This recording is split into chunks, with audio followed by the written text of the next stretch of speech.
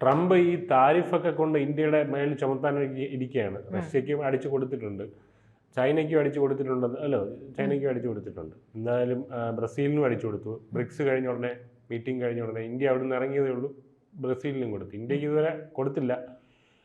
ഇങ്ങനെ ചർച്ചകളിലിരിക്കുകയാണ്. പക്ഷേ ഇന്ത്യക്കെതിരിടയ്ക്ക് 3 അപാഷ വിമാനങ്ങൾ നൽകിയെന്നൊക്കെ പറയുന്നത് അമേരിക്ക. ഇത് ഈ അപാഷ വിമാനങ്ങൾ എന്ന് പറയുന്നത് എന്തെങ്കിലും യുദ്ധവിമാനങ്ങളാണോ അതല്ല ലക്ഷറി ഹെലികോപ്റ്റേഴ്സ് ആണോ? എന്താണ് ഇത് നൽകിയതിൻ്റെ കാരണം? എന്താണ് ഇത്, എന്തിനാണ് നൽകിയത്? അതായത് യുദ്ധവിമാനങ്ങൾ തന്നെയാണ്, യുദ്ധങ്ങൾക്കായിട്ട് ഉപയോഗിക്കുന്ന വിമാനം തന്നെയാണ്. നമ്മൾ ഈ പോര് മൂത്തിരിക്കുന്ന സമയത്താണ് ഈ സമ്മാനം എന്ന് പറഞ്ഞ പോലെ ഇത് ഇങ്ങോട്ട് എത്തുന്നത്. ഇതിനെ ശരിക്കും അപ്പാച്ചെ വിമാനങ്ങളെ പറക്കുന്ന ടാങ്കുകൾ എന്ന് വേണമെങ്കിലും പറയാം, അതിന് അങ്ങനെയും വിശേഷിപ്പിക്കുക അതിന്. അപ്പോൾ 6 AH-64E അപ്പാച്ചെ അറ്റാക്ക് ഹെലികോപ്റ്ററുകളാണ് ഉള്ളത്. അതിൽ 3 എണ്ണമാണ് അടുത്ത ആഴ്ച ഇന്ത്യയിലേക്ക് എത്തുന്നത്. 2020 ഒപ്പുവെച്ച ഒരു കരാറാണ് അമേരിക്കയുമായിട്ട്. അപ്പോൾ ആ ഒരു കരാറിലെ പറഞ്ഞിട്ടുള്ളതിൽ വെച്ചിട്ട് 3 എണ്ണമാണ് ഇപ്പോൾ എത്തുന്നത്. അത് എന്തായാലും നമുക്ക് ഗുണം ചെയ്യുമെന്ന് തന്നെ നമുക്ക് കരുതാം.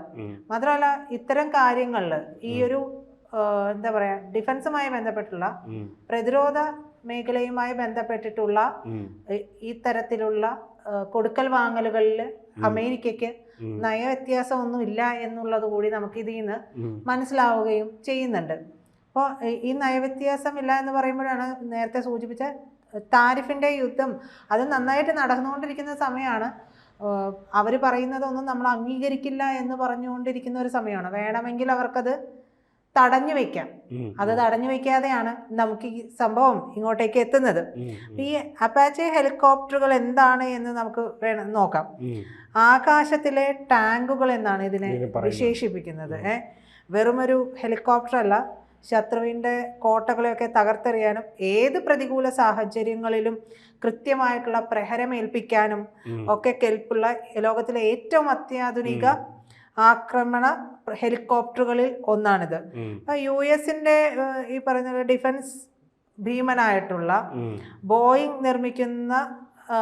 ബോയിങ് ആണ് ഇത് നിർമ്മിക്കുന്നത്. ഈ പറക്കുന്ന യന്ത്രം, പറക്കുന്ന ടാങ്കുകൾ നിർമ്മിക്കുന്നത്. അപ്പോൾ അമേരിക്ക, UK, ഇസ്രായേൽ, ഈജിപ്റ്റ് തുടങ്ങിയ രാജ്യങ്ങളിലെല്ലാം ഒരു അഭിമാനം കൂടിയാണ്. അപ്പോൾ ആ ഒരു അഭിമാനമാണ് നമ്മുടെ രാജ്യത്തിലേക്ക് കൂടി എത്തുന്നത് എന്നുള്ളതാണ്. അപ്പോൾ പാക് അതിർത്തിയിൽ നമുക്കിത് വളരെ ഗുണം ചെയ്യുന്ന ഒരു കാര്യം കൂടിയാണ്.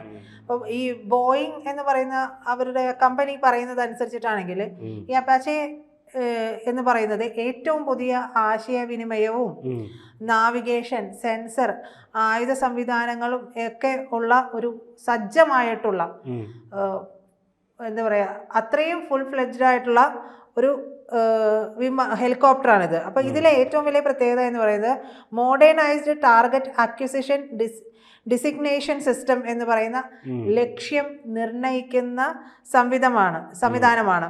അപ്പോൾ ഇത് രാത്രിയും പകലും പൊടിയും മഴയും മഞ്ഞും മൂടൽമഞ്ഞും ഇതെല്ലാം വന്ന് കാഴ്ചയെ മറച്ചു കളഞ്ഞാൽ പോലും ഇതിന് ലക്ഷ്യം നിർണയിക്കാൻ കഴിയും. അത്രയും അതിസൂക്ഷ്മമായിട്ടാണ് അത് കഴിയുന്നത്.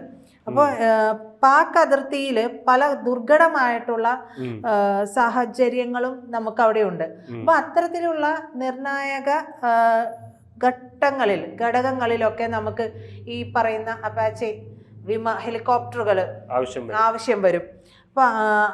മാത്രമല്ല അതിശക്തമായൊരു ആയുധ ശേഖരം തന്നെ ഈ ഹെലികോപ്റ്ററുകൾക്കുണ്ട്. ചെയിൻ ഗണ്ണുണ്ട്, അതിൽ ലേസറുണ്ട്, റഡാർ ഗൈഡഡ് വെൽഫെയർ മിസൈലുകളുണ്ട്. ഒന്നിലധികം കരയിലുള്ള ലക്ഷ്യങ്ങളെ ഒരേ സമയം തകർക്കാൻ പറ്റുന്ന രീതിയിലുള്ള റോക്കറ്റ് പോഡുകളും ഇതിലുണ്ട്. ഈ ഒരു യന്ത്രത്തിൽ ഇത്രയും സംവിധാനങ്ങളുമുണ്ട്. ഇത് നമ്മൾ വാങ്ങിയതാണോ? ഇത് നമ്മൾ അവരുമായിട്ടുള്ള കരാർ പ്രകാരം 2020 ഒപ്പുവെച്ചതാണ്. ആ ഒപ്പുവെച്ചത് പ്രകാരം ഇത് റെഡിയായി 3 എണ്ണം, ആദ്യത്തെ 3 സെറ്റ് ഇങ്ങോട്ടേക്ക് വരികയാണ്. ആദ്യത്തെ 3 എണ്ണം ഇങ്ങോട്ടേക്ക് വരികയാണ്. അപ്പൊ ഈ കോപ്റ്ററിൽ 2 പേർക്കാണ് ഇരിക്കാൻ കഴിയുന്നത്. പൈലറ്റിന് മുന്നിലിരിക്കുന്ന സഹ പൈലറ്റിനായിരിക്കും ഇതിന്റെ ഒരു ആക്രമണ ചുമതല എന്ന് പറയുന്നത്. മറ്റൊന്ന് ലോങ് ബോ റഡാറാണ്. റോട്ടറിന് മുകളിൽ ഘടിപ്പിച്ചിട്ടുള്ള ഈ റഡാറ് നേരിട്ടുള്ള സമ്പർക്കമില്ലാതെ തന്നെ ശത്രുവിനെ കണ്ടെത്താനും ട്രാക്ക് ചെയ്യാനും മുൻഗണന നൽകാനും ഒക്കെ സഹായിക്കുന്നുണ്ട്. അപ്പൊ ഇത് ശരിക്കും പറഞ്ഞു കഴിഞ്ഞിട്ടുണ്ടെങ്കിൽ ഒളിച്ചിരുന്നിട്ട് ആക്രമിക്കുന്നത് പോലെ ആക്രമിക്കാനായിട്ട് ഈ ഹെലികോപ്റ്ററിനെ സജ്ജമാക്കുന്ന ഒരു സംവിധാനമാണ്. മറ്റൊന്ന് ഇതിന്റെ ഒരു അതിജീവന ശേഷിയാണ്. ഏറ്റവും ശക്തമായിട്ടുള്ള എഞ്ചിനുകൾ, ബുള്ളറ്റ് പ്രൂഫ് സംവിധാനങ്ങളുണ്ട്, പുനർബലപ്പെടുത്തുന്ന റോട്ടർ ബ്ലേഡുകളും അപ്പാച്ചയെ കൂടുതൽ കരുത്തുറ്റതാക്കുന്നുണ്ട്. അപ്പൊ എത്രത്തോളം കഠിനമായിട്ടുള്ള ദൗത്യങ്ങളാണെങ്കിലും താഴ്ന്നു പറന്ന് അതിവേഗം ആക്രമിച്ച് സുരക്ഷിതമായിട്ട് മടങ്ങാൻ സാധിക്കുകയും ചെയ്യും. അപ്പൊ ഈ പറക്കുന്ന ടാങ്കുകൾ വന്നിട്ടുണ്ടെങ്കിൽ അത് രാജസ്ഥാനിലെ ജോധ്പൂരിലാണ് ഉണ്ടാവുക. അപ്പൊ പാകിസ്ഥാനുമായിട്ടുള്ള ലൈൻ ഓഫ് കൺട്രോളിലും അന്താരാഷ്ട്ര അതിർത്തിയിലുമൊക്കെ വർദ്ധിച്ചു വരുന്ന സംഘർഷങ്ങൾക്കിടയിൽ കരസേനയെ സംബന്ധിച്ച് ഇത് വലിയൊരു മുതൽക്കൂട്ടാവും.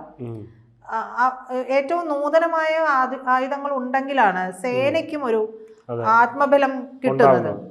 അപ്പോൾ കഴിഞ്ഞ 15 മാസമായിട്ട് ജോധ്പൂരിലെ സൈനിക സ്ക്വാഡ്രൺ ഈ ഹെലികോപ്റ്ററുകൾക്ക് വേണ്ടിയിട്ട് കാത്തിരിക്കുകയായിരുന്നു എന്നാണ് പറയുന്നത്. അപ്പോൾ വിതരണ ശൃംഖലയിലുള്ള പ്രശ്നങ്ങളും രാജ്യാന്തരമായിട്ടുള്ള രാഷ്ട്രീയ സാഹചര്യങ്ങളും ഒക്കെ കൊണ്ടാണ് ഇതിന്റെ വരവ്, ഈ ഭീമന്റെ വരവ് ഒരല്പം വൈകിയത് എന്ന് വേണമെങ്കിൽ നമുക്ക് പറയാം. അതപ്പോൾ അതിനൊക്കെ അങ്ങനെയുള്ള കാത്തിരിപ്പിനൊക്കെ വിരാമം ഇട്ടുകൊണ്ടാണ് 21-ാം തീയതി ഇവയെല്ലാം തന്നെ ഇന്ത്യൻ വ്യോമസേനയുടെ ഹിൻഡൻ എയർഫോഴ്സ് സ്റ്റേഷനിലേക്കാണ് എത്തുക.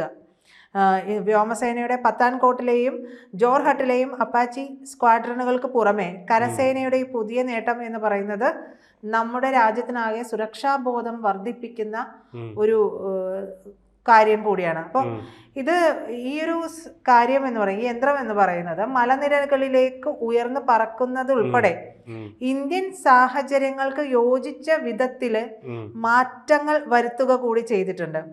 അപ്പാച്ചെ പറപ്പിക്കുന്നതിനുള്ള പ്രത്യേക പരിശീലനം ഏതാനും വ്യോമസേന പൈലറ്റുമാർക്ക് US സേന കഴിഞ്ഞ വർഷം തന്നെ നൽകുകയും ചെയ്തിരുന്നു എന്നുള്ളതാണ് റിപ്പോർട്ടുകൾ.